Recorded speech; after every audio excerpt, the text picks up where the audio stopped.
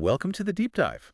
Today, we're jumping straight into Matthew chapter 7. Yeah, a really dense and impactful chapter. Our aim isn't just to read it, but to really dig in, unpack the core teachings, the, practical wisdom, maybe some challenging ideas too, and see what they might mean for you.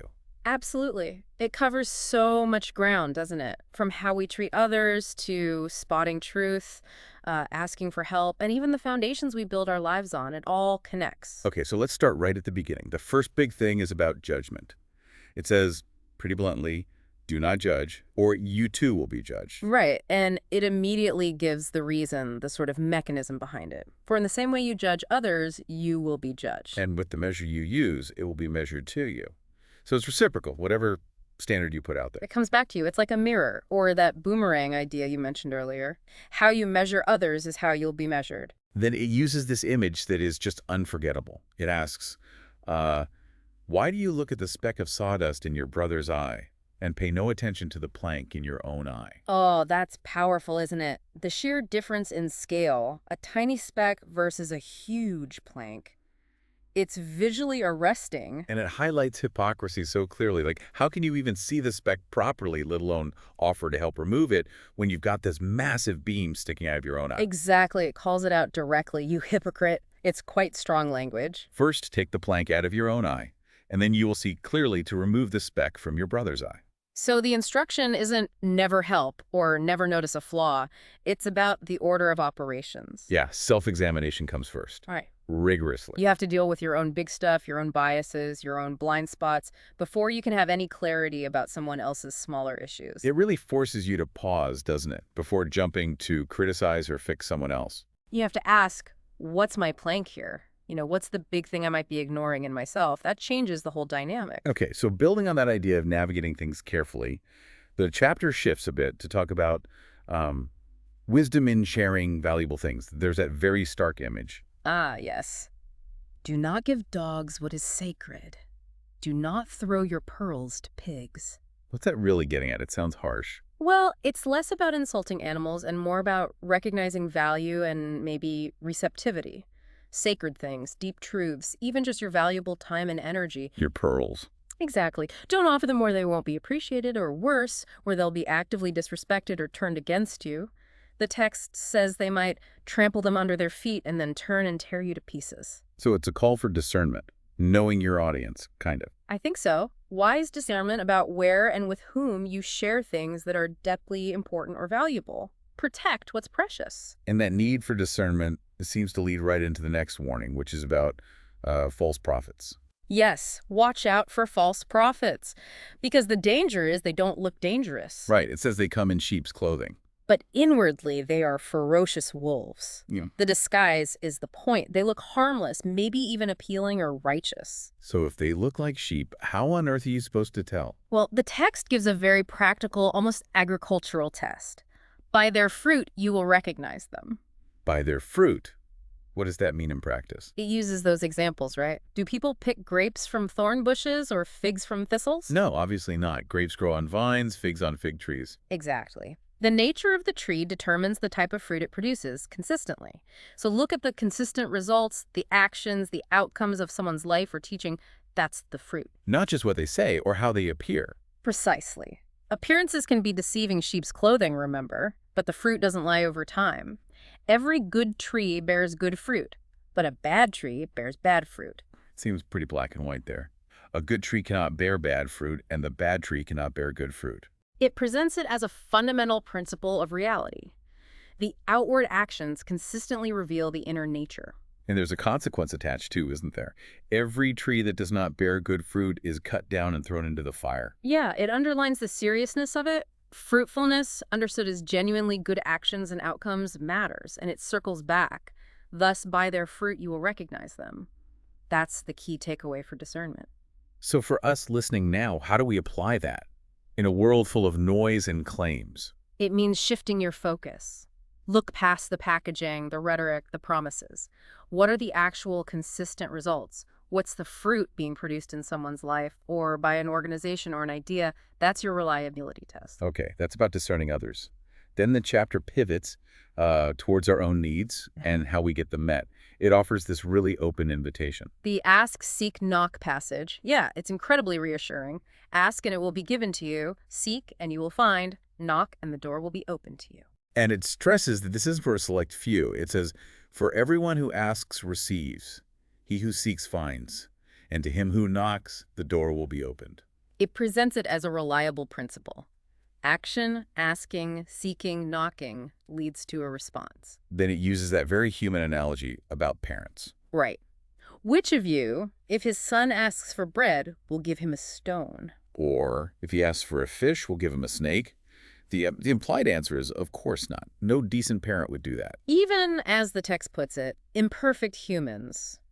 If you then, though you are evil, which is a startling phrase, Yeah, that jumps out. know how to give good gifts to your children. Even with our flaws, we generally want to provide for our kids. And then comes the contrast, the how much more. How much more will your Father in heaven give good gifts to those who ask him? It takes our limited human goodness as a starting point and scales it up infinitely for the divine. So what's the implication there about the source of good things? It suggests a source that's fundamentally generous, responsive, and far more willing to give good things than even the best human parent. It reframes asking not as bothering someone, but as participating in a relationship where good gifts are expected. Okay, so I've got self-reflection, discernment, asking, and then comes a rule that feels like it pulls a lot together. Ah, the golden rule. So simple yet so profound. So in everything, do to others what you would have them do to you. Just that one sentence. And notice the weight it's given. For this sums up the law and the prophets. Wow. The whole ethical and religious teaching condensed. That's the claim. All the rules about how to treat people, all the prophetic calls for justice and mercy boiled down to this one principle of reciprocal empathy. Put yourself in their shoes and act accordingly. It's easy to say, harder to do consistently, maybe? Absolutely. But its power lies in its simplicity and universality. Imagine applying just that, what would I want in this situation, to every interaction. How would that change things for you? Yeah, that's a good challenge. Okay, following these principles, the chapter then presents this image of life as a choice between two paths, using gates. The narrow gate and the wide gate, yes. It says, "Enter through the narrow gate. For wide is the gate, and broad is the road that leads to destruction, and many enter through it." So the easy path, the popular path, the one most people take, leads to destruction. It's a stark warning. And the alternative. Yeah. But small is the gate, and narrow the road that leads to life. And only a few find it. It implies that the path leading to life requires more effort, more intention. It's less traveled, harder to find, perhaps. That image seems to flow right into the next parable about the builders. It does. It connects listening to these teachings with the actual foundation of your life. There's a wise man. What makes him wise? He hears these words of mine and puts them into practice. The action is key. He's like someone who builds their house on the rock, solid foundation, Then there's the foolish man. He also hears these words of mine. but does not put them into practice. He hears, but doesn't act. He's like someone who builds on sand, unstable. And then life happens. The storm comes for both.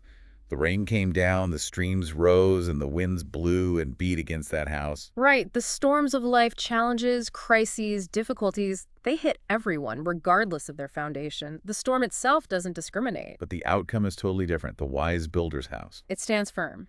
It did not fall because it had its foundation on the rock. The foundation held. And the foolish builder's house. It collapses. It fell with a great crash. Total failure because the foundation was unsound. So these two pictures, the gates and the builders, they really work together, don't they? Absolutely. They both emphasize that your choices, the path you take, gate, and whether you actually live out the wisdom you hear, foundation, determine your resilience and ultimate destiny when things get tough. It's about building a life that can withstand pressure. And then right near the end, there's this really challenging passage about authenticity. It's not just about building, but about who you genuinely are. Yes, a very sobering section.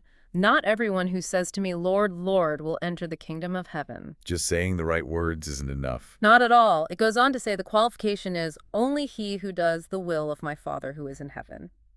Again, it's about action aligned with a higher will. And it gets even more intense. It talks about people who seem to have done impressive things. Many will say to me on that day, "Lord, Lord, did we not prophesy in your name, and in your name drive out demons and perform many miracles?" These aren't minor claims. They're citing powerful, seemingly spiritual activities done publicly in his name.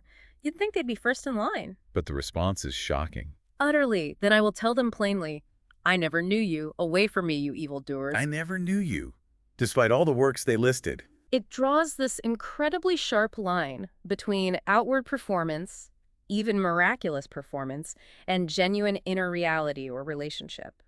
The knowing seems crucial, as does the actual doing of the Father's will, which apparently these evildoers weren't doing, despite their claims. So it's a powerful warning against mistaking outward religious activity or saying the right things for genuine faith or relationship. Exactly. It suggests the ultimate measure is deeper. It's about that internal connection and the consistent, obedient action that flows from it, not just the visible show. What does that teach you about evaluating your own spiritual life, perhaps? That's a heavy thought. And the chapter wraps up with just a brief note about how the crowd reacted to all this teaching. Yeah, it mentions when Jesus had finished saying these things, the crowds were amazed at his teaching Why are they amazed? because he taught as one who had authority and not as their teachers of the law. It suggests his words carried an inherent weight, a directness, a power that was different from the usual interpretations they were hearing. It kind of explains why these teachings have had such a lasting impact, maybe. That sense of authority. I think that's a fair reading. It provides context for the punch these teachings packed then and perhaps still pack now. So, looking back at our deep dive into Matthew 7, wow, we've covered a lot. The need for self-reflection before judgment. Discerning truth by looking at the fruit, not just appearances. The promise that asking, seeking, knocking actually works with a generous source. The golden rule as the summary of ethical living. The critical choice of the narrow path and building on a rock foundation. And finally, that crucial difference between authentic action and just outward show or words. It really is a blueprint for navigating life, relationships, and, well, yourself. So building on those images of the rock and the fruit, here's something maybe to chew on this week. Okay. If you were to really honestly identify just one small plank in your own eye, maybe a recurring judgment or a blind spot, how might focusing on removing just that one thing this week change how clearly you see everything else around you?